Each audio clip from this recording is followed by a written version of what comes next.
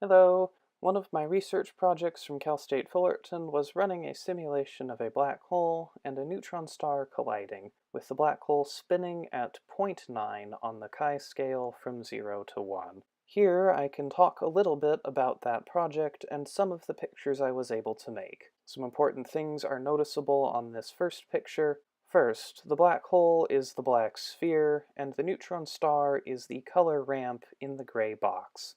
Interestingly, peer review lets this ramp directly relate to the density of the neutron star. This is defined on the scale on the lower right.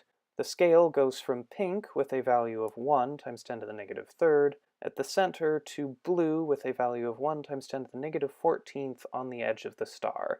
The units are different from day-to-day densities like kilograms per meter cubed, but for this video it is enough to make comparisons from the density at the start here to the density at the end. Before leaving this picture, I would also like to comment on the box the neutron star sits in.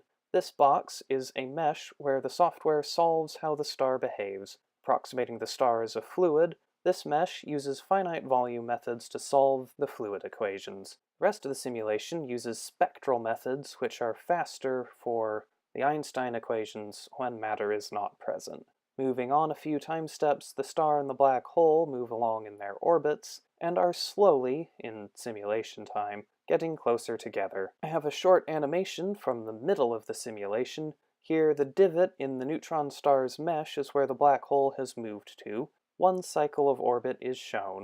An important thing to note is that the finite volume mesh is growing. This is, I think, because the star is starting to tear apart. As matter spreads out, the mesh grows with it. At this point, the simulation dramatically slowed down, and not too long after, it crashed. The errors imply part of the spectral mesh was deforming in a problematic way. I've filed bug reports and looked into the errors with colleagues, but I graduated before I could see the fix in a software update, so for my project, this is where the simulation ended. A short tail forms before moving to the last picture I made.